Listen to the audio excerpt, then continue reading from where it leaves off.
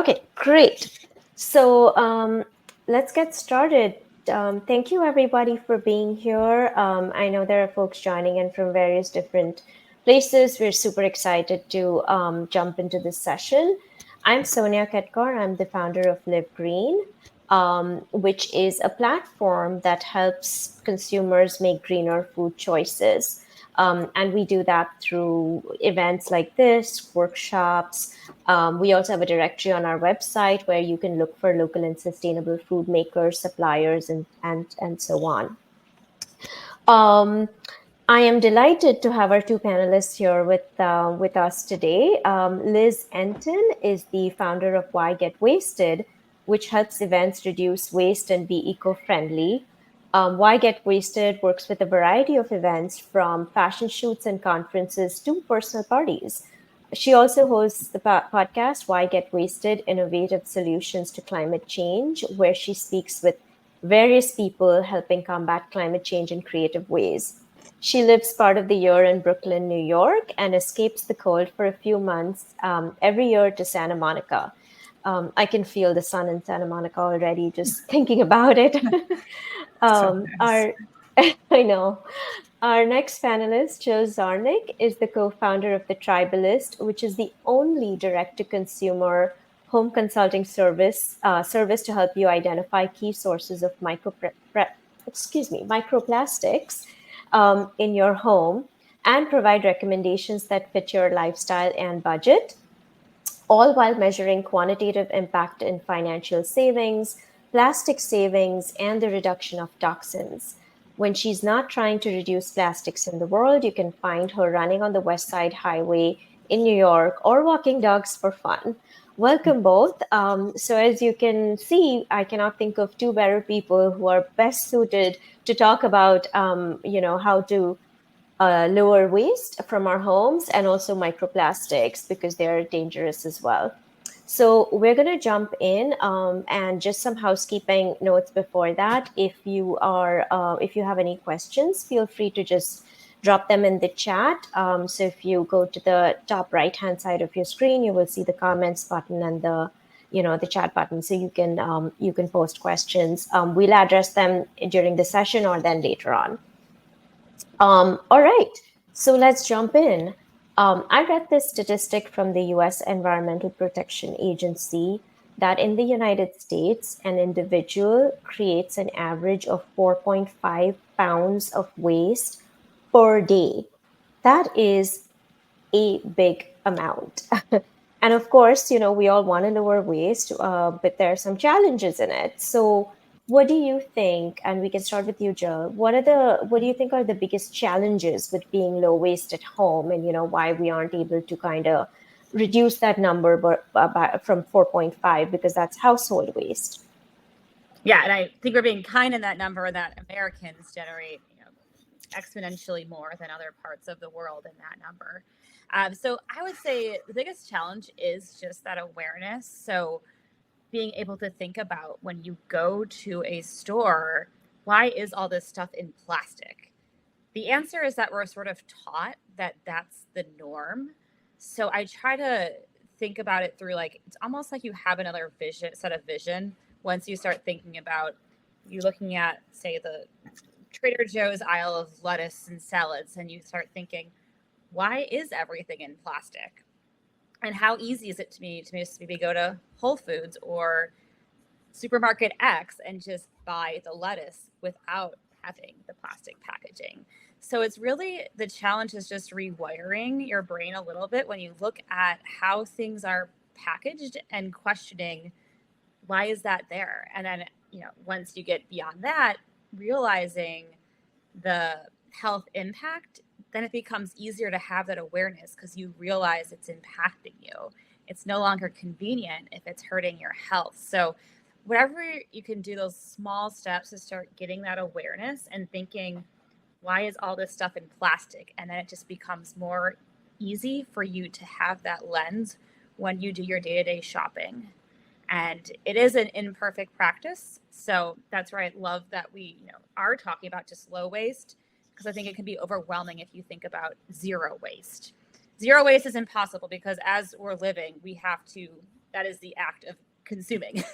So I'll pause there. I know there's a lot in this topic to go in, but it's really just gaining that awareness and really questioning things like, why do I buy a water bottle, right?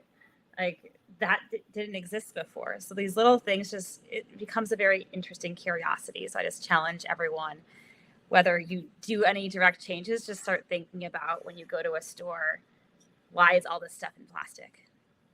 Yes. So yes, absolutely. So awareness, and I think you're really right about the perfection aspect of it, because, we can't be perfect, but we should start thinking about, how we can lower waste. So Liz, I want to hear your perspective as well, because I know you're in this space as well, and you work a lot with events, which are literally like create so much waste.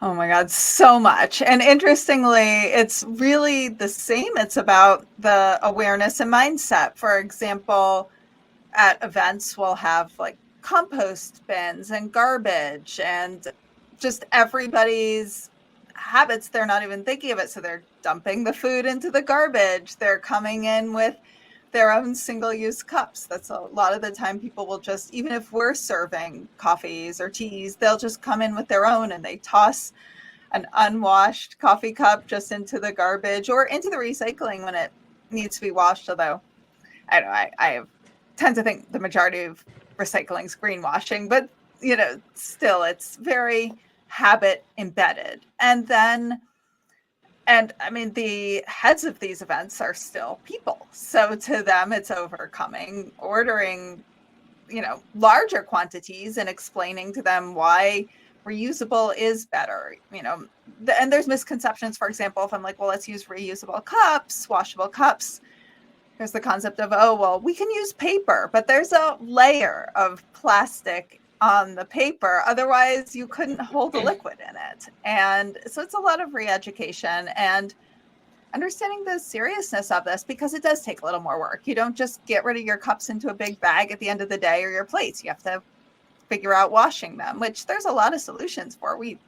That's some of the stuff we do, but nevertheless, it's a few extra steps. Yes, absolutely.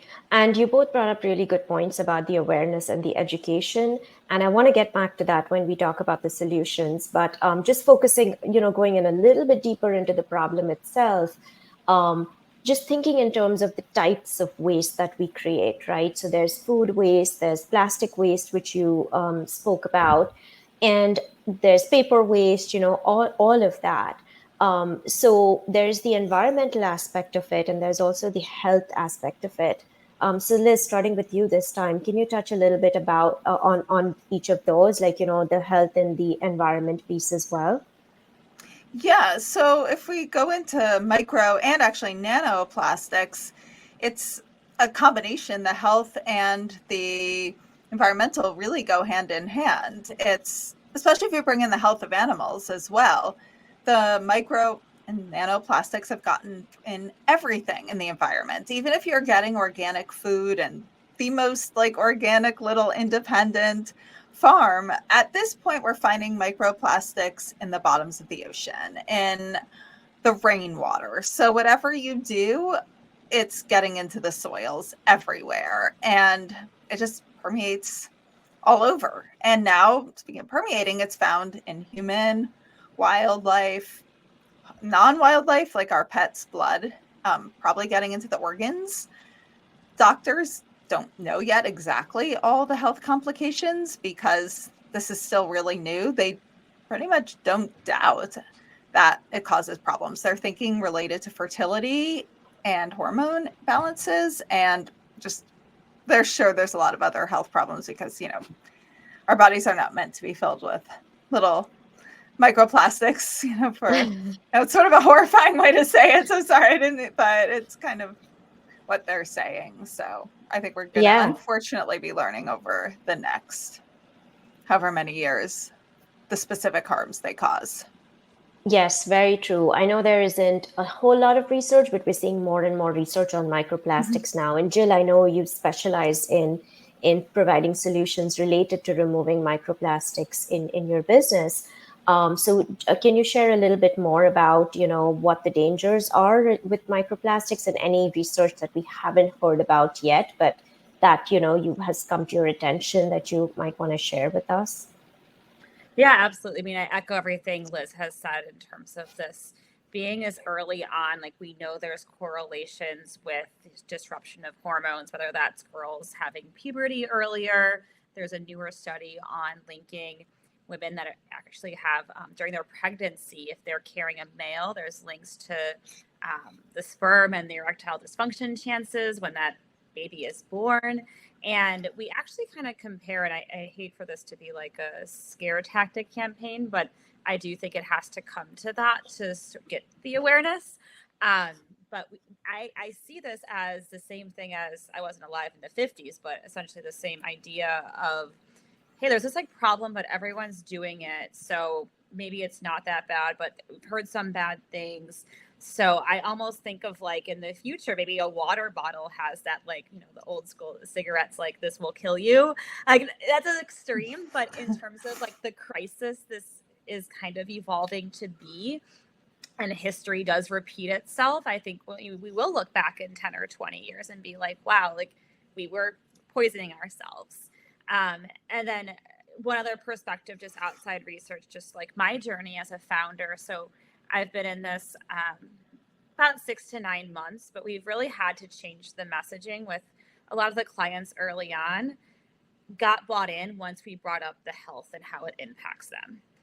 So as much as we initially went and wanted to be, help the planet, help, climate change that we're all experiencing right now, as it's like 100 degrees in the US everywhere, it really has to come down to that messaging on how it's going to impact your health. And from there, the benefit of addressing that then means you become sustainable and you help the planet. So as a founder, we've just really reworked our messaging to really hone in on, those demographics that are most interested in that, whether that's expecting moms, new moms, with all of the recent research on men and plastic found in testicles. That's now a segment of, health conscious men. Glad it happened. Now it has more attention with men. But it truly, I mean, it is a little bit scary once you get into it, but I think it has to come to that to get awareness. Yeah, great point. And I've sort of said this before too, which is what is good for health is good for the planet and vice versa. Like a lot of the time they go hand in hand. If you suspect that something's bad for the planet, more likely than not, and plastics is a great example of that, it's also bad for health, getting into our bodies and so on. So yeah, great points that you brought up.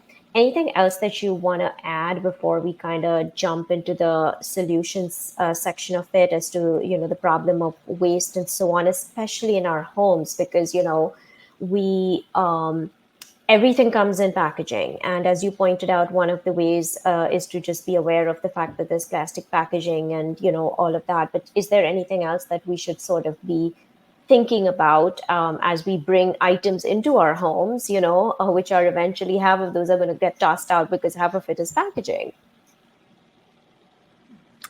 Yeah, I could jump in. I think it's interesting just going back into history of like, why did plastic start, right? Like, yes, all plastic is bad, but there are certain eventually, like plastic could be okay if it is used to store things you're not going to consume or touch or whatever. So it's really thinking about, plastic was once developed to, replace like billiard balls, right? So instead of killing animals and using depleting Earth that way, we found a solution that was actually good for the planet.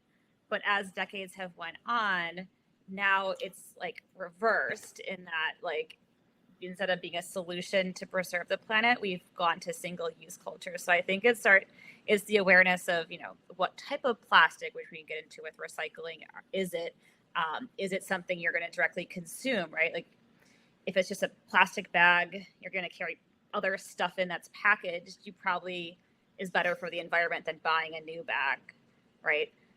Yeah. So I think we can have a whole other discussion on just, it's not everything's evil, but just thinking about how you intentionally use it, and ideally starting from like a single use culture is the tip of the spear to start to reduce that.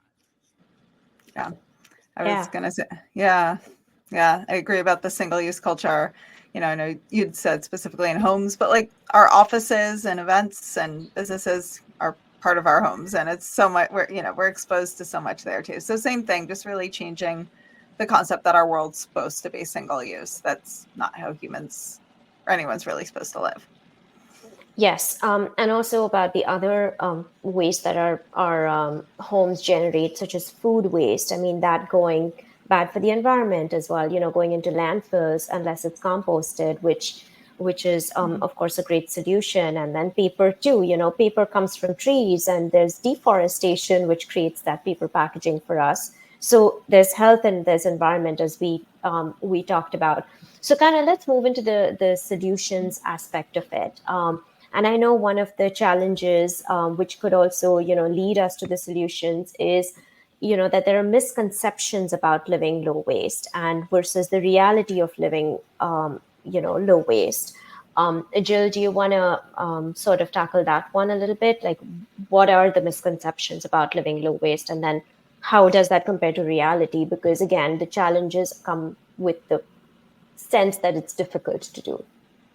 Yeah. And I think like anything, it's just a habit change, right? So the misconception is saying something's difficult because as humans, we're wired to do the same things and get used to those same things. If you get a Starbucks to go every day, then it takes a few steps to get into a new routine of getting a container that you would make your own or bring it to Starbucks or contain. So I think there's the misconception around just I'm resistant to change as a human on this planet who likes to have predictable things.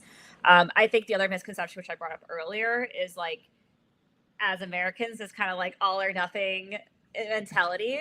So like versus like incremental, right? So it's not like we all want to just like pop a pill and fix something versus, okay, we just have to take little efforts each day. Like I know it's a generic example to use, like working out or losing weight, but it is the same thing. Just like begin with things you like versus thinking it's like, oh, I'm going to have to, like be vegan, right? It's like, no, that's an overcorrection to let's choose something you already don't really care about. Replace that with something that's kind of cool and different to try. And that's where we kind of come in with just what we got into, realizing there is this kind of like consulting coach role in a lot of these transformations because it is changing the things you're just used to doing. Mm-hmm.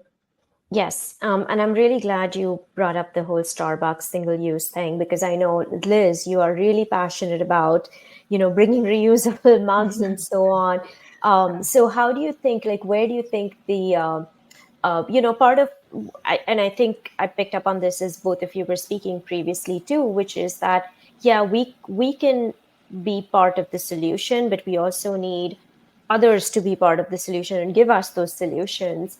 So Liz, I know you have this thing with cafes, and we've talked about this before, but for the viewers and audience who has not heard it, by the way, audience folks, just so you know, if you join later, there's a chat that you can post questions for any of our speakers and panelists. So sorry, Liz, go ahead. Oh, yeah. You were saying about misconceptions for events and larger businesses too. First of all, with larger events, it also, and businesses, they assume, first of all, again, I agree about all the habits. They're so used to doing things a certain way. We all are that way.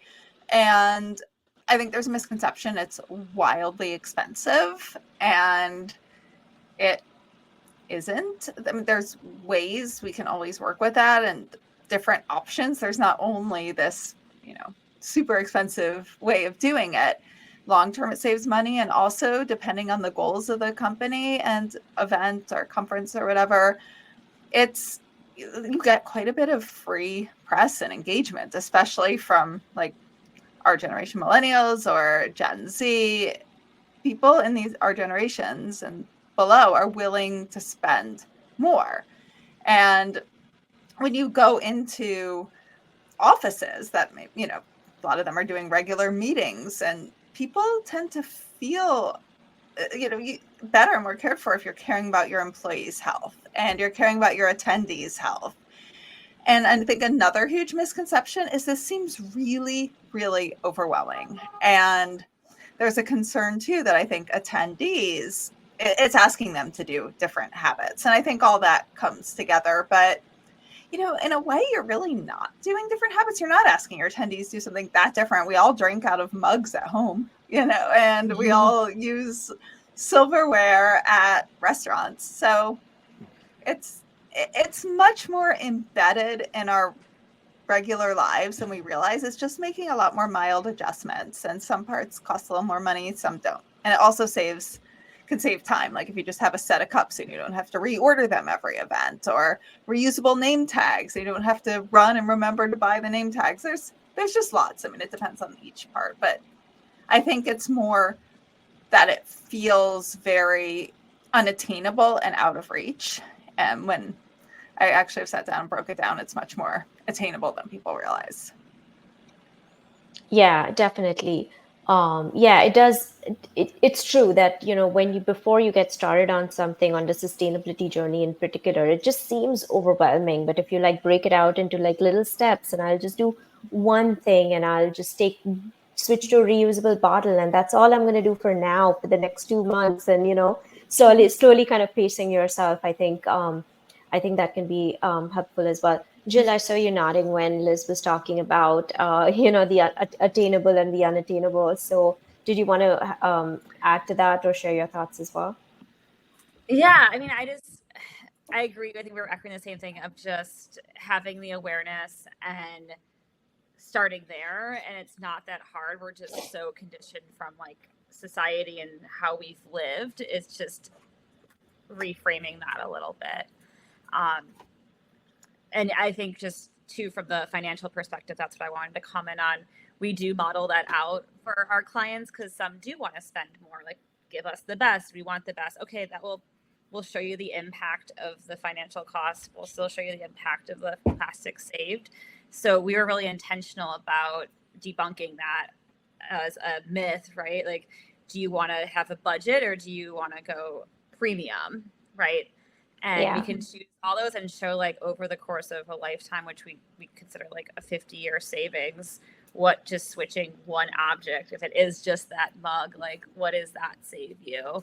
I guess everyone knows their Starbucks math. That doesn't include your coffee cost, but that's where it gets interesting because inherently as you get more luxurious, yes, you do become sustainable, but at the same time, you can't have access to those things at other price points.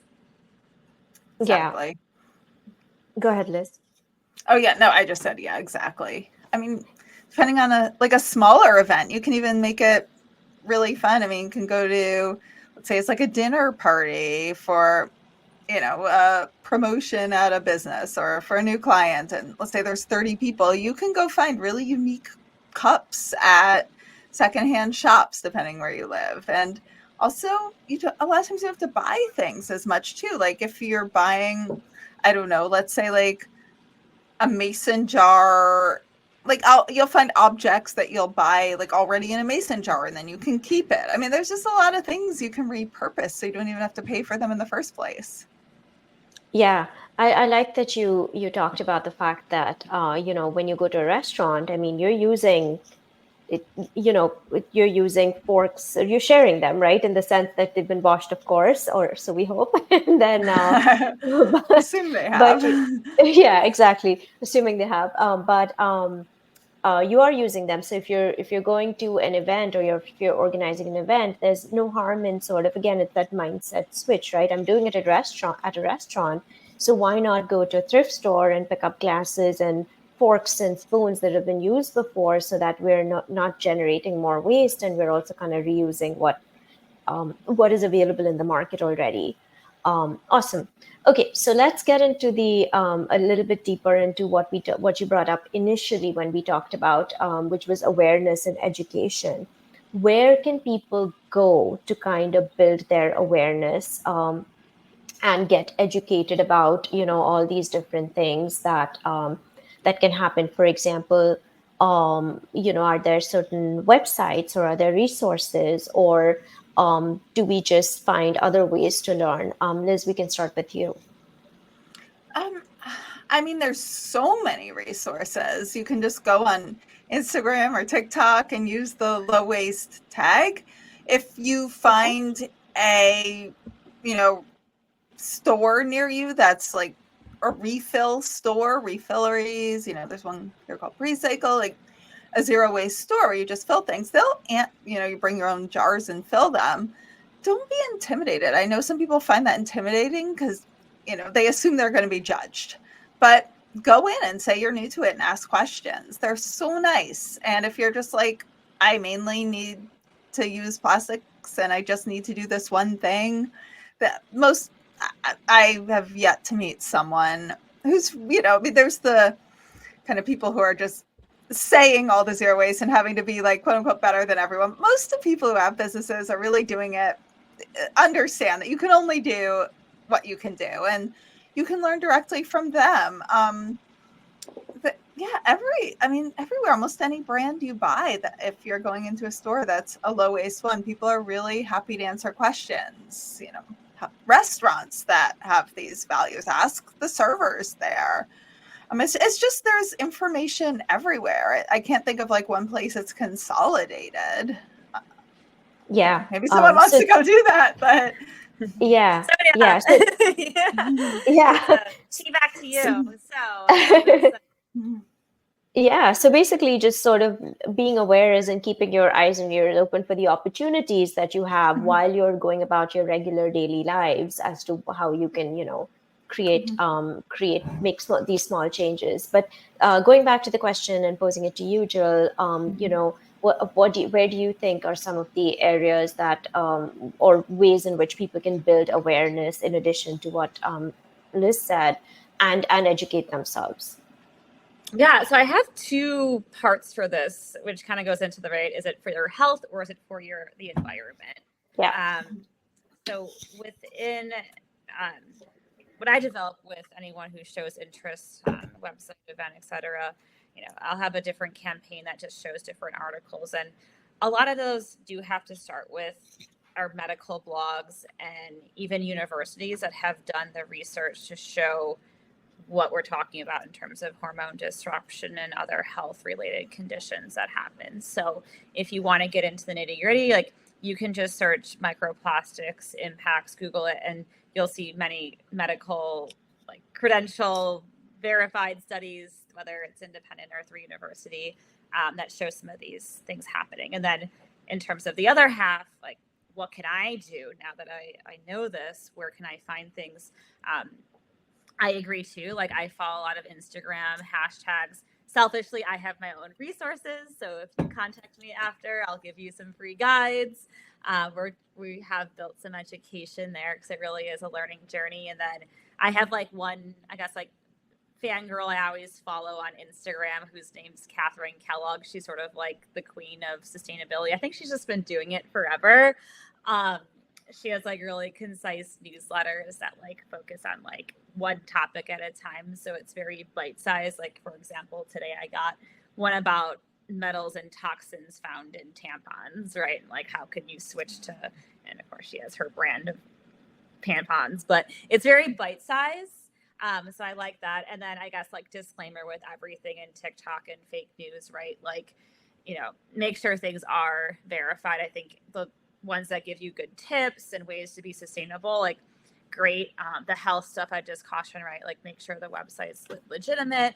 And if it is something in terms of like nutrition, otherwise, like, make sure it is coming from a real source, not to change your diet or anything crazy. But I think there is like our conclusion. I think what's great about what Sonia and Liz and I are trying to build is how do we consolidate all of this valuable information and make it easy for you guys to start learning and digesting. So thankful to be here and just being part of that. Yeah, and you're right about the greenwashing, and so let's spend like a minute talking about that too. Like there is a lot of, it's a lot of the times people think that they're bringing home like the sort of compostable bags, or they think that something is green when it actually isn't. So how do you kind of and it's hard to distinguish sometimes, right? So like, should our goal be to just lower waste period, because then we're just not, or then should we be okay? Should we feel okay about the fact that, okay, this is compostable, so I could potentially compost it? Like, because I think these are the questions that people think on a daily basis, right? It's like, well, I do need a bag, so maybe I'll just go in for a compostable bag, or, that kind of thing. So, Liz, what do you think? I always think like the less you dispose of and the more you can reuse, the better. There are, it's sometimes hard to tell what is truly, truly compostable versus, Yeah. has some compostable components, for example. I tend to think overall there are exceptions. Recycling, don't not do it, but I tend to think it's sort of greenwashing. Actually, plastics recycling was started by the plastics industry as a big promotion. Once they noticed people were starting to use less plastics. And I forget the exact percent. Someone jump in if you know. I think something like only 5% of plastics actually get recycled, and they can only be recycled a certain amount of time. And then every time they're recycled, microplastics are still like being released. So I tend to think everything to do with plastic that says there's an eco component to it is not true. In terms of composting, it's just a little more complicated. Like a lot of the compostable plates you just toss in the compost like bin at place, but a lot of them have to go to different types of composting. It's just a lot more complicated. So I'm a believer in just avoid single use as much as possible, but I do think as more and more brands are developing like compostable, there's becoming better and better options, but you still have to look at like the shipping of them. And Yeah, definitely. Jill, do you want to add to that? Yeah, greenwashing is be a whole webinar. That's part of what we try to vet as well. So we don't make our own products yet. So we're doing that analysis. And I think, well, I guess taking a step back, for those of you who are super new to sustainability, greenwashing is when a company claims the product is eco-friendly, is sustainable, is what all these things, right? And it's often can be these labels that are misleading, because there's not really a great system that people do trust. They could see a green leaf and think, okay, this is eco-friendly. So that's greenwashing. But I think that the second layer, if you double click into greenwashing, is then what Liz started hinting at. Okay, is it the product and the ingredients in the product? I'm thinking about kitchen or bathroom, I guess. And then is it the packaging, right? Did it come in a bunch of plastic wrapped in plastic bubble wrap and then was shipped from China? But yet I'd say that's probably the most common, even when I start thinking about like retail and other things. It's sustainable, but then they ship it from China. So is it? So to summarize, greenwashing is like you can look at end to end everything, but I'd say just as a consumer, a quick tip is just to like, if something does seem overly like eco-branded friendly, just take a look at the manufacturing and take a look at, do the labels on it actually mean something from a credited source? Because with the rise of Instagram, and I know we just got into in terms of research, there's so many things out there that are targeting you to be healthy. And I'd say the majority of it that's marketed that way is sadly not. Yeah. But they're really good at marketing it. They're very good at marketing it. Yes, I know. Good marketers can. Consumer. Yeah, no, definitely. Totally agree with that. Okay, so I want to move on to talking a little bit about, how your businesses specifically help people be more sustainable. But before that, just to sort of wrap up the previous section, for each of you, what are, say, the 3 easy and memorable ways to be low waste? Jill, you can talk about being at home, and then Liz, in your case, at events. So we're kind of covering both. Jill, do you want to start? Yeah, I'll give you 3 tips. I'm just thinking of like ways to stay low waste after you leave this webinar. First, I'll go back to my reference on smoking. So like a good parent, like just say no. Say no to the peer pressure. Just say no if there's something, if they're handing out like a free gadget at some, on the street or at a conference, like just say no, you don't need it. It's going to end up in a landfill. Second is buy better. I know we touched on, yes, that could be expensive. It could be not, but essentially just buying better is the opposite of single use culture. If you buy something high quality, well made, it's going to last. It's also going to bring you a lot of joy. I think if you think about like a really good like cast iron skillet or something that's you invested, like a good knife, those are things that bring you joy. When you buy junk, it feels like junk. So just think about the experience and how fewer better things can really bring you a lot more beyond health. And then finally, this is, and I went a little into history, just think about how people used to do stuff. Like, how did your grandparents do stuff?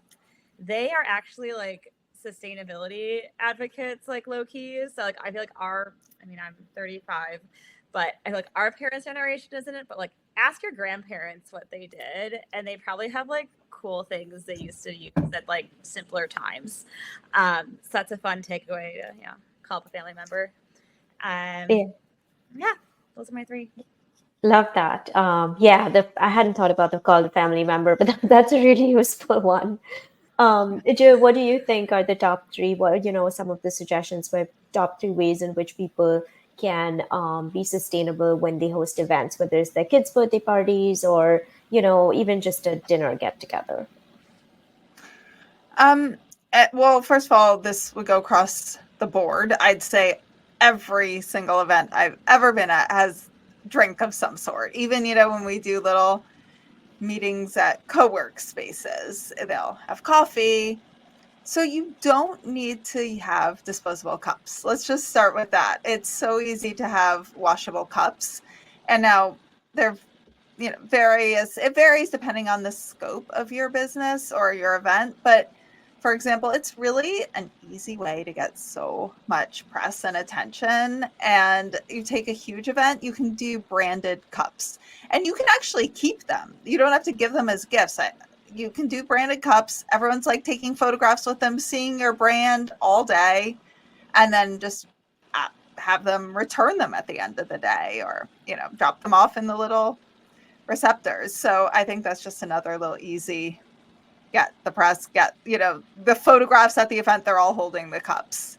Another thing is the packets on your events have little QR codes. And again, that's also even fun to do at dinner parties. It's just a fun way to get people used to it. If you're doing a little dinner party, have a little QR code and engage people also. Not so for an event, like if you're giving the packet of the like speaker lineup, do a QR code.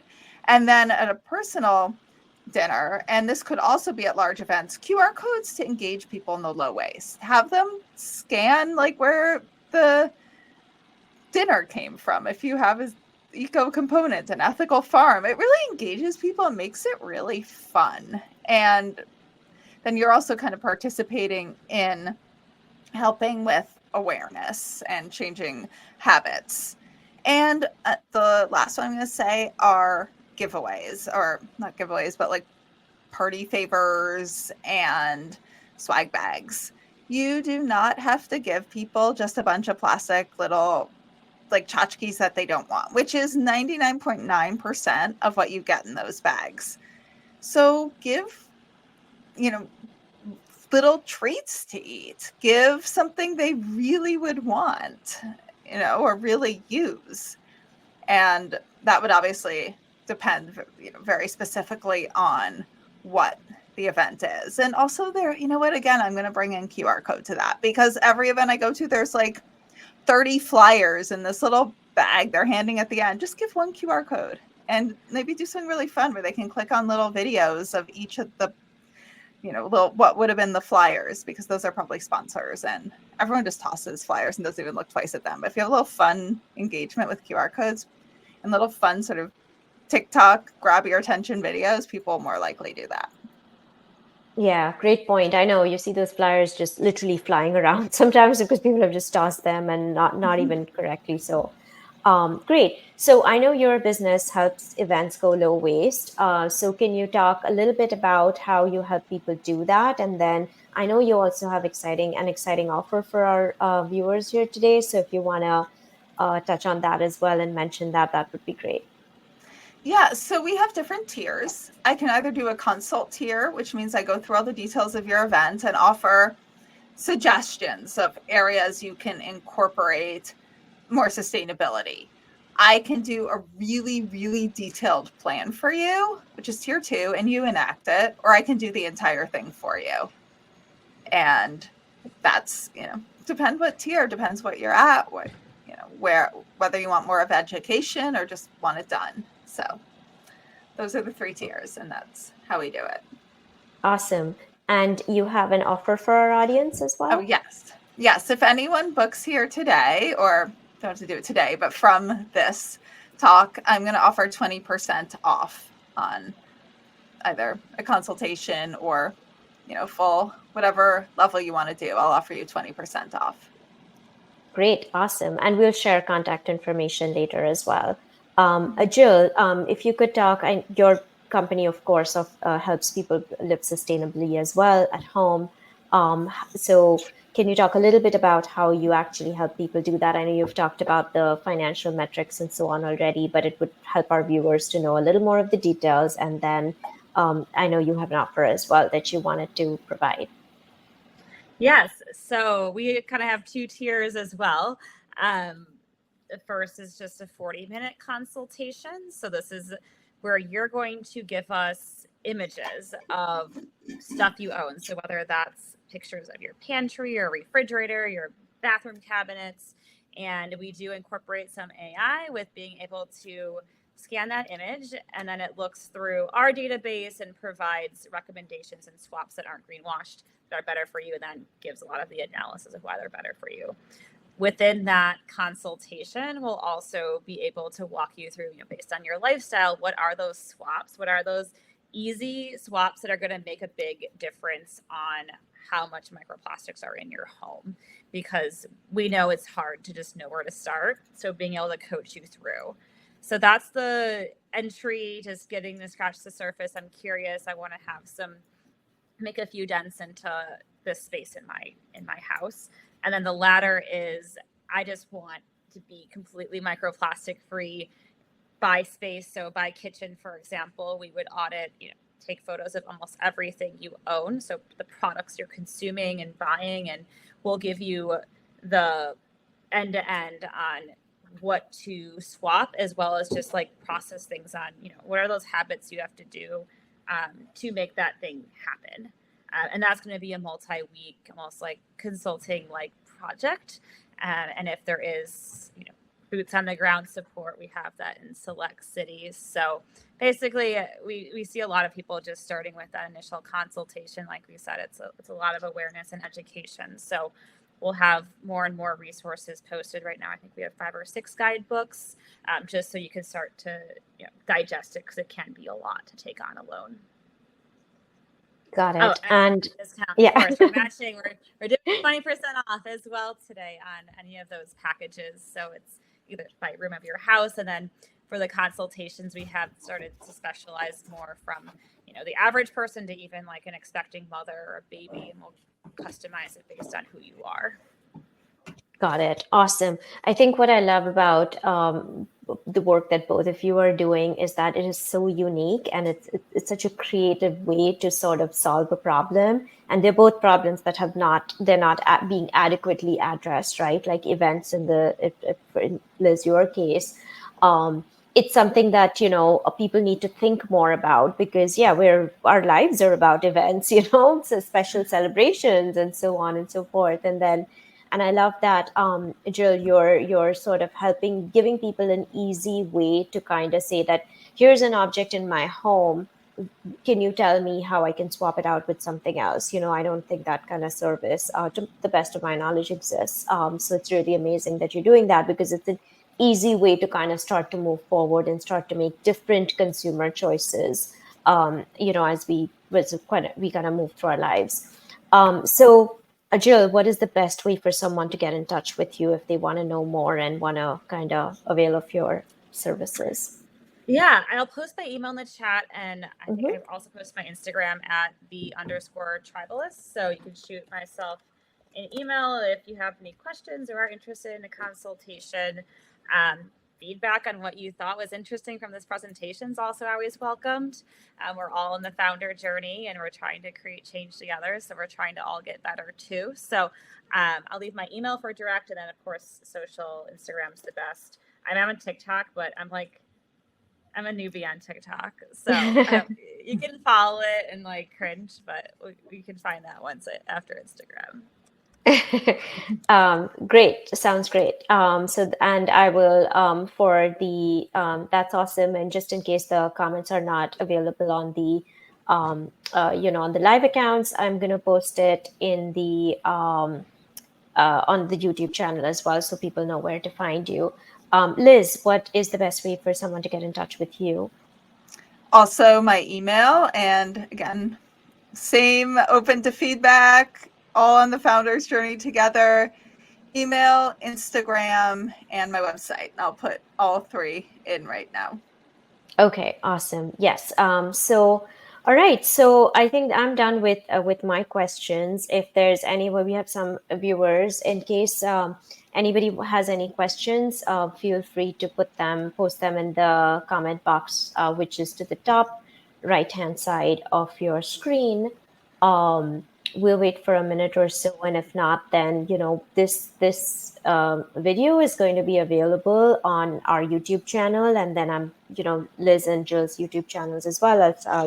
We'll share it, and we also Live Green also has a newsletter that we send out every 2 weeks, and I'm going to include information for the tribalist and why get wasted in that as well, and also any other, all the different, a summary of all the conversation that we had here with the highlights and the amazing insights and tips that Liz and Jill offered.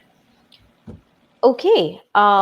Well, I don't see any questions at the moment. I guess you guys covered it all so well. But I just want to thank you again for being here. Thank you to our viewers, wherever you've joined from.